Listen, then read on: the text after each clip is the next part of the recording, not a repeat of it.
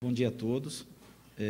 O que eu trago no dia de hoje para vocês, na realidade, é um apanhado de informações acerca dos aspectos econômicos, sociais e jurídicos do maior fenômeno migratório brasileiro, que é o caso Venezuela, né? Mas, para isso, eu parto de uma pequena e breve retrospectiva, né, das razões pelas quais esse fenômeno surgiu, né? A maioria dos ouvintes sabem que a Venezuela, até os anos 60, tinha como a sua principal commodity a agricultura. E, antes dos anos 70, passou a ser um dos maiores extratores de petróleo do planeta. Com a elevação do preço do barril de petróleo nos anos 70, o Estado venezuelano ele experimentou níveis de prosperidade jamais vistos naquele país, né? Então, como a grande maioria das crises humanitárias, a Venezuela não fugiu à exceção. Sempre a economia está no epicentro dessas oscilações, tanto para experimentar níveis de prosperidade, como para experimentar crises econômicas, políticas e também humanitárias. Eu trago nesse trabalho, que será disponibilizado tanto no canal como no site do Tribunal, muitos dados estatísticos de fontes confiáveis, de ONGs, do FMI, Banco Mundial, retratando todo esse quadro social e econômico com fotos reais que, ao final, serão referenciadas e creditadas para evitar qualquer problema com o uso dessas imagens em relação aos direitos autorais. Esse é um gráfico, a informação é do FMI, a parte não está cortando um pouco, mas a partir do ano de 2014 é quando o preço do barril do petróleo despencou no mercado mundial. Coincidentemente, no mesmo ano, 2014, de uma forma inversamente proporcional, foi a elevação da inflação venezuelana.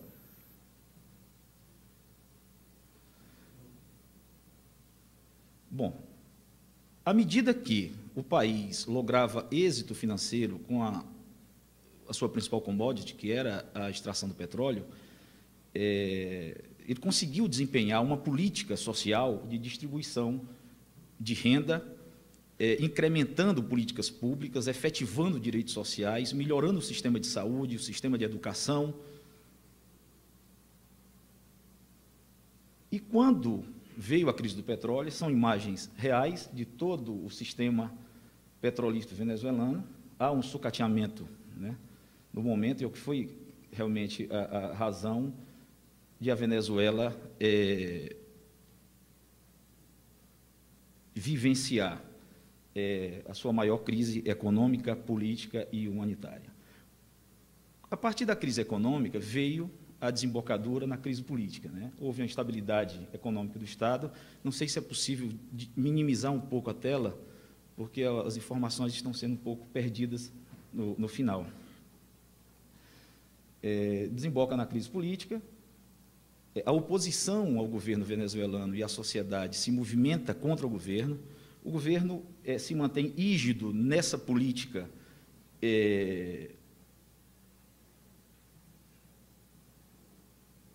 de controle de preços, limitando as importações, iniciam-se as manifestações populares e os embates da sociedade contra o governo venezuelano. Esse episódio, muito conhecido de todos nós, foi o enfrentamento da sociedade com a Polícia Nacional Venezuelana. Tivemos mais de 30 mortos, mais de 100 feridos. Resvalou também no Brasil, em Manaus. Isso foi no início da crise migratória, aquele episódio em que se colocaram os caixões em frente ao consulado venezuelano na cidade de Manaus, como forma de protesto à manutenção da política do governo venezuelano. Bom, e aí tivemos a constatação da completa ineficácia da estrutura do Estado para garantir os direitos sociais. Há uma falha generalizada de toda a estrutura estatal no fornecimento de educação, saúde, principalmente alimentação, trabalho e segurança.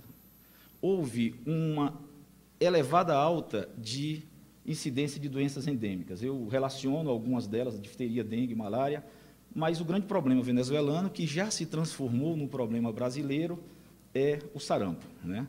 O sarampo já entrou no Brasil, mais tarde eu falo dessa questão do sarampo com a barreira sanitária nos abrigos. E um dado da Unicef que é estarrecedor, quase 73% da população venezuelana perdeu, em média, no ano de 2017, 8,7 quilos. Então, esse estado de calamidade fez com que todo um país emagrecesse em razão da ausência de alimentação. Essa é a realidade dos supermercados na Venezuela, são filas homéricas para adquirir alimentos. Essa é uma realidade da total falta de abastecimento de alimentos na Venezuela. E as consequências, como não poderia deixar de ser, dentro de uma crise humanitária, o aumento da violência, a falta de segurança e o completo desabastecimento. E provoca o quê? Primeiro, aqueles que ainda têm algum acesso a emprego ou possuir alguma reserva financeira, ele cruza a fronteira brasileira para comprar alimentos e remédios e retornar ao seu país. Mas a grande maioria cruza a fronteira brasileira para buscar dignidade, para buscar, primeiramente, alimentos que não existem disponíveis na Venezuela. O salário mínimo na Venezuela não se sobrevive uma semana comendo. Não é morando, não é andando de carro. O salário mínimo na Venezuela não é suficiente para que o trabalhador se alimente durante uma semana. Bom, os destinos mais procurados são a Colômbia e o Brasil. A Venezuela ela é cercada por quase todos os lados de Brasil e Colômbia. Então, em média, 60 mil venezuelanos cruzaram a fronteira para o Brasil e mais de 550 mil cruzaram a fronteira da Colômbia. Em 2017, nós constatamos no Brasil que mais da metade dos pedidos de refúgio no Brasil foram feitos por venezuelanos.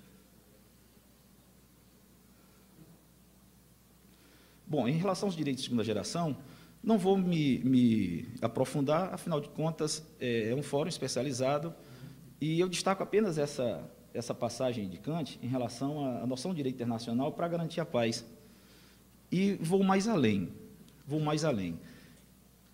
A mensagem que eu trago é que as normas internas dos países, assim como aconteceu com o Brasil no nosso novo marco migratório ano passado, elas devam fazer uma inserção não só de regras de direito internacional, mas muito especificamente de regras de direito humano, dos direitos humanos internacionais.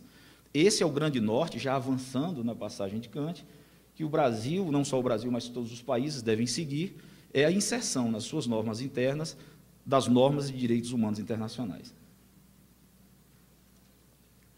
Bom, caminho Brasil. Por que o Brasil é um dos principais destinos?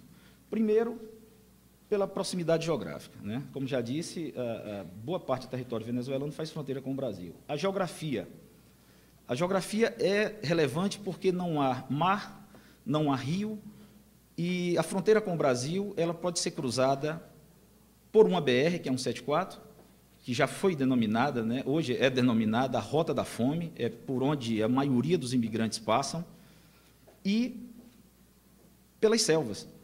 Então, inclusive, quando houve a última eleição na Venezuela, por determinação do governo, a fronteira venezuelana foi fechada. E apenas se deslocando 100 metros à direita ou à esquerda, é possível passar à margem tanto do controle de fronteira venezuelano quanto ao controle de fronteira brasileira. Então, a facilidade muito em razão dessa geografia. A democracia brasileira ela termina sendo atrativa também para os imigrantes. A condição econômica do Brasil, em que pese estarmos num momento de crise, passando por medidas de austeridade fiscal, o Brasil possui uma condição econômica muito mais favorável do que a da Venezuela. E agora o nosso novo marco migratório, que é uma mudança de paradigma muito relevante para a acolhida desses imigrantes. Antes de passar a falar um pouco do novo marco migratório, esse é o mapa Venezuela-Brasil e a rota da fome, que é a BR-174. Bom, o novo marco migratório brasileiro. Até junho, até maio do ano passado, vigia no Brasil o Estatuto do Estrangeiro. Lei 6.815, que foi erigida ainda em 1980, em pleno regime militar. E no ano passado nós tivemos o novo marco migratório, Lei 13.445, e houve, destacadamente, um deslocamento do epicentro das duas normas. A primeira norma, erigida ainda no regime militar, tinha como seu epicentro o controle de fronteira, sob o argumento da segurança nacional. Era o que regia praticamente a maioria dos países naquele momento. Com o novo marco migratório, houve um deslocamento desse epicentro, que é o controle de fronteiras relacionado à segurança nacional, para a prevalência da dignidade dos direitos humanos. Esse é o maior relevo. A regulamentação só veio no final do ano passado, pelo decreto 9.199. E eu posso destacar aos senhores, de uma forma muito rápida, os ganhos desse novo marco migratório. Primeiro, houve a isonomia entre imigrantes e brasileiros, algo que jamais foi visto na legislação brasileira. Segundo, o acesso gratuito ao imigrante à nossa rede de ensino público, ao nosso sistema de saúde público, ao poder judiciário. O acesso à defensoria pública foi garantido pelo novo marco migratório, o que é bastante relevante porque evita as deportações imediatas. A desburocratização da documentação do estrangeiro, o afastamento da pena de prisão para o imigrante ilegal, a aplicação da legislação trabalhista ao imigrante, a possibilidade de aposentadoria pelo regime geral da Previdência Social ao imigrante. E talvez um dos maiores ganhos desse novo marco migratório, que foi a instituição do visto temporário humanitário.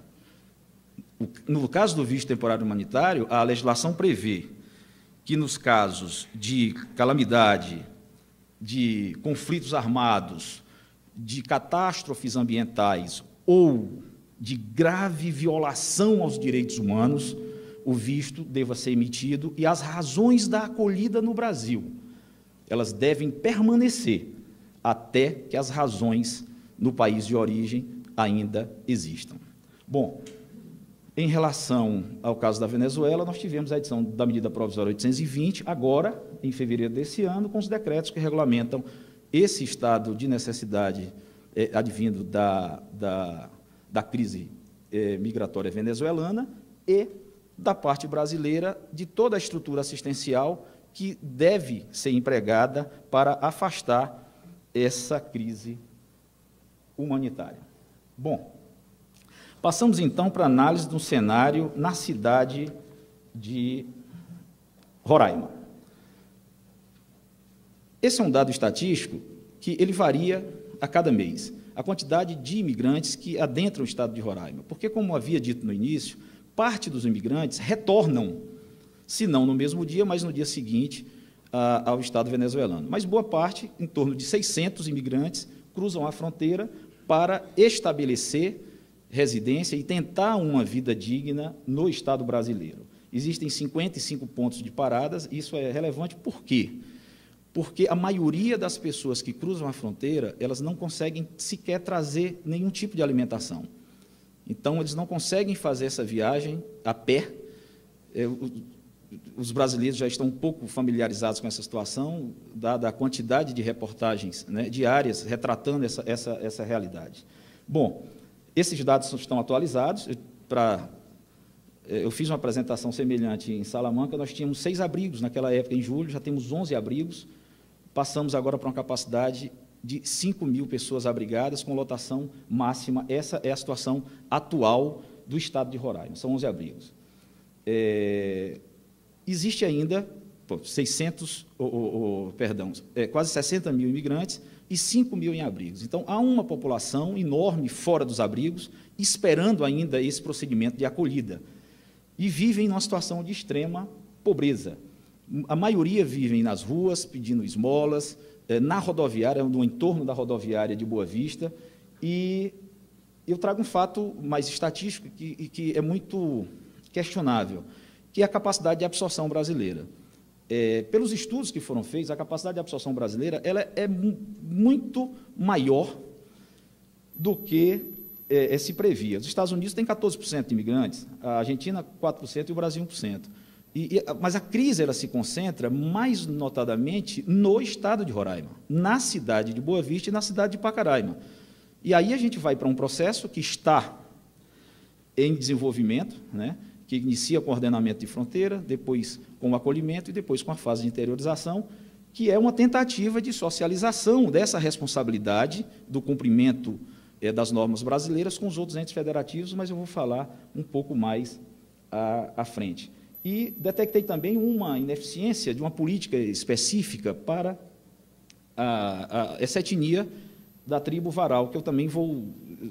Só esse quadro em relação a essa etnia daria um estudo de forma separada. Eu trago um quadro estatístico dos atendimentos diários, em média, da Receita Federal, no estado de Roraima, em relação aos imigrantes, o atendimento da Polícia Federal diário e os atendimentos socioassistenciais.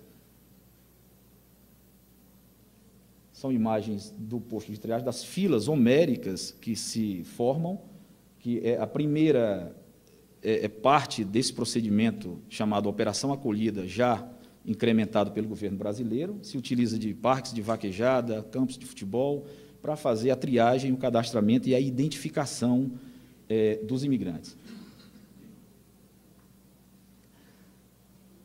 Bom, a situação dos imigrantes, mais especificamente na cidade de Roraima. Bom, não temos uma estrutura, já não tínhamos uma estrutura de serviços públicos à altura ou proporcional à população da cidade de Boa Vista. Então, já, como na maioria do Brasil, temos uma estrutura de saúde, de educação e de segurança ineficaz para a proporção da população brasileira. Imaginem, quase 10% da população do Estado acrescida em praticamente 2 anos e, principalmente, tomando os lugares dos brasileiros nas filas da rede de saúde. É onde se concentra a maior crise na cidade de Boa Vista, são os atendimentos nos hospitais e postos de saúde, em que pese a existência de postos de saúde e hospitais específicos para o atendimento à população imigrante. Bom, então, como coloca uma sobrecarga sistêmica de toda a estrutura de concretização dos direitos sociais brasileiros, o aumento do desemprego, a ocupação de praças e ruas que muda, inclusive, o meio ambiente da cidade, uma sobrecarga sanitária e a proliferação de doenças. Esse é um posto de saúde improvisado dentro de um dos abrigos em Boa Vista, né? E essa é a realidade diária. Papelões escritos pedindo comida e pedindo emprego. Bom, eu faço esse registro da situação de vulnerabilidade e, às vezes, posso ser questionado. Bom, a situação está tão difícil e se traz à voga um assunto, mas é um assunto relevante porque os kits de alimentação, eu peguei toda a estrutura, não tem como trazer numa apresentação muito rápida, mas não existe uma cultura alimentar específica para crianças e gestantes, principalmente no caso de criança, se colocou no quadro anterior, que houve também uma perda de peso significativa em relação ao ano, que é um paradigma, o ano de 2009, que foi uma outra crise internacional provocada pela queda da Bolsa de Valores de Nova York. Bom, vulnerabilidade da saúde mental dos imigrantes. Por que se preocupar com a saúde mental dos imigrantes? Primeiro, como se verá ao final, boa parte desses imigrantes eram profissionais qualificados e gabaritados no seu país. São advogados, são magistrados, eram engenheiros, técnicos, tinham emprego, casa e uma dignidade de vida representativa. E hoje estão vivendo no Brasil quase numa situação de indigência. Então, há realmente uma necessidade de se preocupar com a saúde mental dos imigrantes.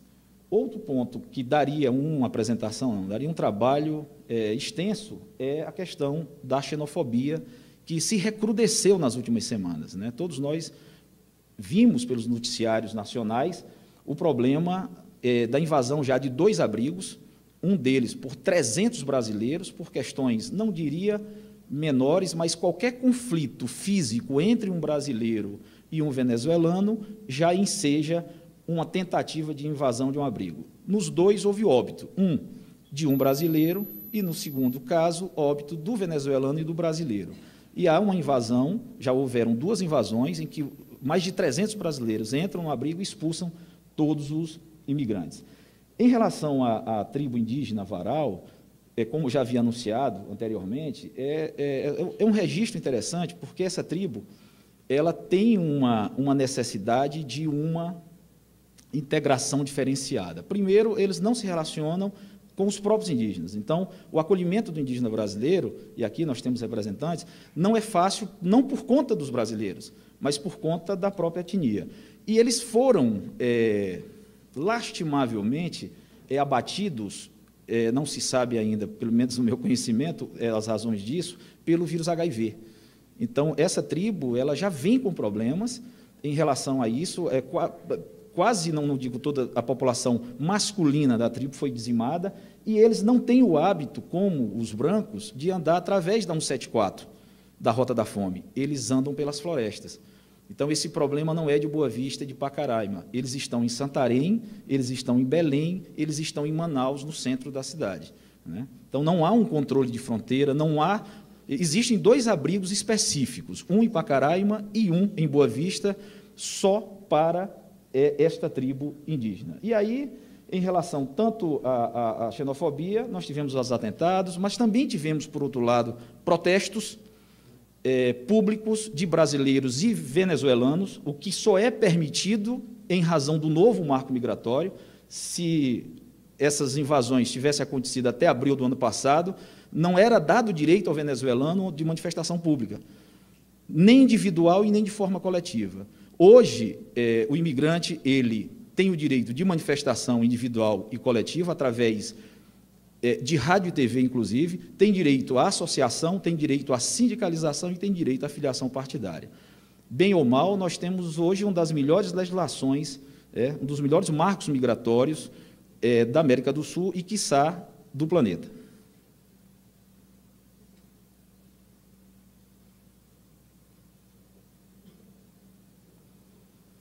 Bom, com isso, registra-se muitos impactos ambientais, o aumento da violência, né, que agora, em agosto, foram destacados 60 policiais da Força Nacional em razão do aumento da violência, provocado também pelo aumento da xenofobia, a sobrecarga em relação às próprias ONGs, como é a Globo Act, que fechou, encerrou as atividades por incapacidade de continuar as atividades, então, mantidas, né? Então, a sobrecarga de toda a estrutura é detectada diariamente na cidade de Boa Vista.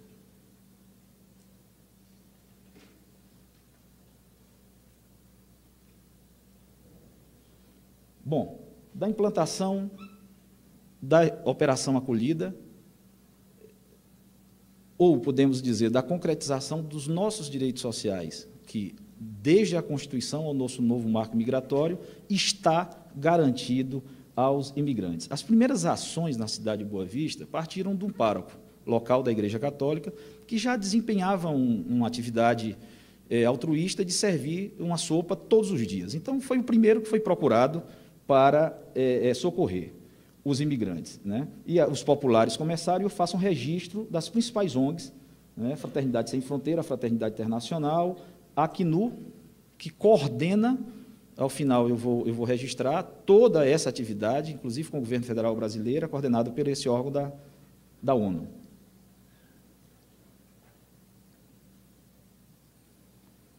Essa é uma vista aérea dos abrigos, dos 10 abrigos que existem hoje na cidade de Boa Vista. Esse é o abrigo de Pacaraima, é um abrigo específico para indígenas. A atuação do governo brasileiro iniciou com ações mais esparsas e agora, com a medida provisória 820, foi criado o Comitê de Assistência Emergencial aos imigrantes venezuelanos. Foi reconhecida a necessidade de aperfeiçoamento das políticas públicas garantindo o tratamento igualitário na forma da Constituição e do nosso novo marco migratório.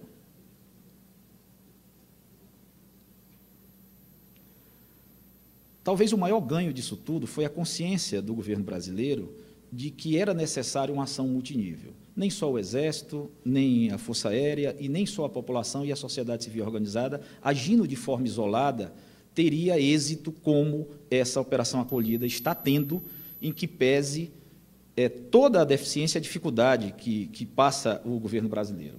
Mas é uma ação multinível, coordenada pela ONU, em que participam várias ONGs, o Exército Brasileiro, o Batalhão de Engenharia é quem é o responsável pela edificação de todos os abrigos, o Exército Brasileiro é responsável pelo deslocamento de alimentos, a Força Aérea Brasileira é responsável pelo processo de interiorização para todo o Brasil, são aviões da FAB, e diversas ONGs são responsáveis pela manutenção e o angariamento de doações, e tudo isso coordenado pela Acnu, que é um órgão da ONU responsável pelo tratamento dos imigrantes.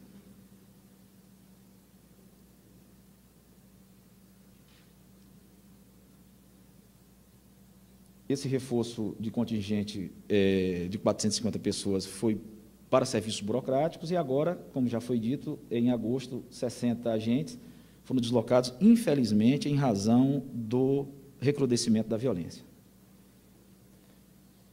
Isso não são abrigos, isso são containers adaptados, são os escritórios para triagem e identificação dos imigrantes, é onde os operadores, os servidores civis e militares trabalham nessa operação, que eu já vou descrevê-la ao final. Bom, total de abrigo, como foi dito, são 11 abrigos, a capacidade de 5.000 imigrantes, e uma tentativa de qualificação e melhoria dos abrigos está sendo feita e aproveitado a mão de obra dos próprios imigrantes, inclusive limpeza das ruas de Boa Vista, eles estão participando ativamente de todo esse processo também. Bom, esse quadro, ele é antigo, mas ele só demonstra, e para o que interessa, a especialização de alguns abrigos.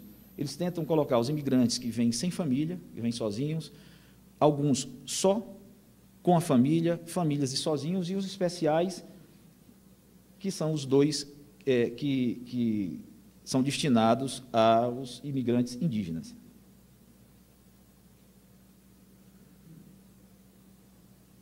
Total das solicitações de refúgio, que foram analisadas, 56% das demandas o governo brasileiro não conseguiu processar e analisar.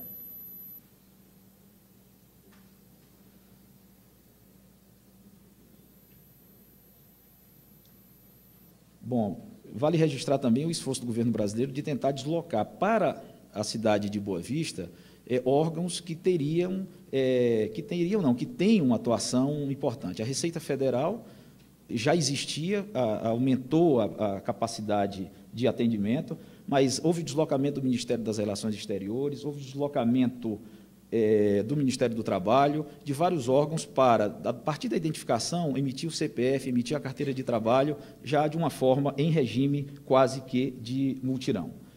Esses são os atendimentos feitos até março desse ano, pelo Sistema de Saúde na cidade de Boa Vista, esse em Pacaraima. Todos esses dados vão junto com a palestra, quem acessar com mais vagar pode observar o conteúdo desses dados estatísticos. E já partindo para a fase final, vou fazer uma pequena descrição de como funciona essa operação acolhida, que foi uma operação montada pelo governo brasileiro, sistematizada por ONGs e coordenada pela ONU para tentar mitigar ou controlar essa crise migratória. Então, a primeira fase da operação acolhida é o chamado ordenamento de fronteira. É aquela fase em que o imigrante ele é identificado, ele é cadastrado, ele é registrado, se sabe quantos familiares ficaram, qual é a profissão, quais os maiores anseios, se tem algum problema de saúde, se tem algum problema físico. Então, é a identificação e o cadastramento dos imigrantes, e que atuam vários órgãos do governo brasileiro. Esse é um mapa, mais ou menos, de como funciona, a fronteira em cima, o posto de triagem, aquilo não é um abrigo permanente, é um abrigo provisório, porque nem sempre é possível fazer essa identificação e cadastramento de imediato. E o imigrante teria, pelo menos, aonde dormir, onde ter algum acesso à higiene. E depois Pacaraima, e depois são deslocados para a cidade de Boa Vista.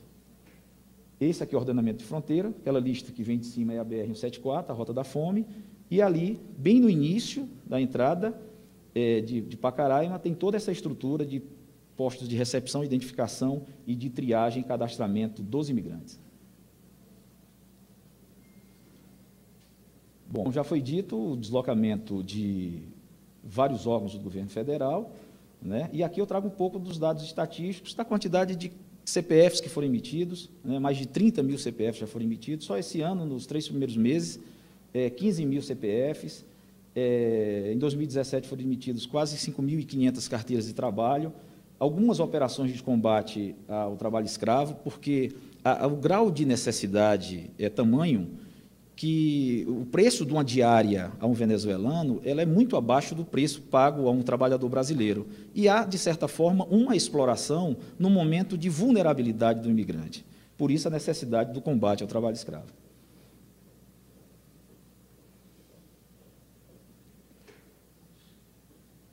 Bom, a segunda fase é a acolhida dos imigrantes, onde eles são deslocados para os abrigos, onde são alimentados, onde se faz a barreira sanitária, e isso é relevante, né? O primeiro caso de sarampo, todos devem também ter visto pelos noticiários, nós temos uma crise, o Brasil já considerava extinto o sarampo, e agora retornou ao Brasil. Mas o primeiro caso de sarampo foi em março desse ano, um bebê de 1 ano de idade venezuelano. Então, vejam a rapidez em que o sarampo se alastrou do Brasil, né? São mais de 200 casos de sarampo só no estado de Roraima, detectados, né? E é nessa fase da operação, na fase de acolhimento, em que é feita a barreira sanitária. Por isso é lento o processo de interiorização. Um vídeo que demonstra mais ou menos como é que funciona essa parte. É um vídeo muito rápido, de 2 minutos, do ordenamento de fronteira e da fase de acolhida.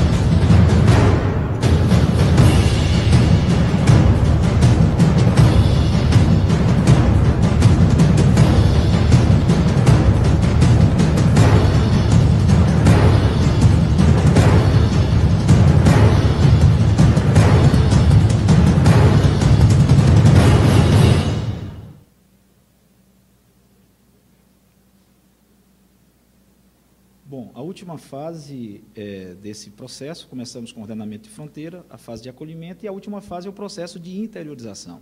É o último e não menos importante, ao contrário, eu reputo nas minhas conclusões que é a fase mais importante que devemos avançar. Em julho deste ano, nós tínhamos interiorizados apenas 415 imigrantes, e avançamos muito nesse processo. Esse dado atual são 1.613, salvo engano, imigrantes, dados atuais deste mês de setembro, que foram interiorizados. Não é possível interiorizar, o imigrante sem antes identificar, cadastrar, saber a profissão. Esse processo de interiorização, ele é em cumprimento também à Constituição Federal. É uma forma de se socializar a responsabilidade, não só do povo brasileiro, mas também dos entes federativos. O Estado de Roraima, sozinho, ele não tem condições de dar cabo dessa crise. Mas, agora, com Paraíba, Pernambuco, o Estado do Amazonas, o Estado de São Paulo e outros entes federativos acolhendo os imigrantes através desse processo de interiorização, talvez passemos agora, dentro em breve, talvez de 1.600 para 16.000 imigrantes interiorizados, minimizando todo aquele problema de crise, não só humanitária, mas de saúde, que existe dentro da cidade de Roraima, da cidade de Boa Vista, perdão. Bom, o avião da FAB é sempre quem faz esse processo de interiorização. Aqui é um mapa de todos os locais do Brasil, vejam que são muito poucos os locais onde já receberam imigrantes vindos de Boa Vista. E esse outro vídeo também muito curto, que trata dessa fase de interiorização. Mi nombre es José Rodríguez Caibo. Actualmente estoy desempleado. Mi nombre es Miriam Orduña. En estos momentos estoy desempleada. Mi nombre es Néstor de Jesús Moreno y en estos momentos no estoy trabajando. Mi nombre es Jan Kelly Acosta Chacón. No estoy trabajando aún.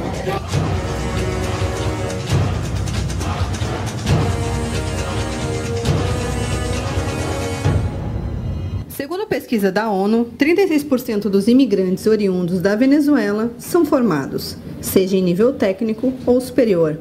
São pessoas das mais variadas especialidades, que estão nos 10 abrigos da Operação Acolhida. Este grupo de imigrantes chegou ao Brasil pelo mesmo motivo: trabalho. Hoje atuam como engenheiros e eletricistas na mesma empresa que fabrica essas instalações, que protegem do sol e da chuva as barracas. Vamos conhecer um pouquinho da história deles? Pero el trabajo no era lo suficiente. En realidad no tenía un futuro como para decir que iba a comprarme una casa, un carro, porque iba a durar toda mi vida allá, gastando todos mis talentos sin obtener los objetivos que uno se propusiera. Mi patrón me está ofreciendo llegar a su propia casa. Me está ofreciendo buen sueldo y seguir trabajando. A ele gusta como eu trabalho. Conseguir exercer a profissão é o maior desejo de muitos imigrantes. Quem sabe um número maior deles consiga um lugar no mercado de trabalho brasileiro e destaque seus potenciais. Mi profesión es chef de cocina, técnico informático, estilista profesional, soy mecánico en general. Hablo perfeitamente inglês ao estilo gringo, britânico, guianês. Eu era professora no meu país. Para os professores de inglês, eu dava classe para eles.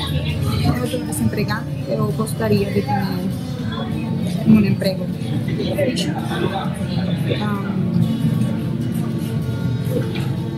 Eu acho que isso é bom.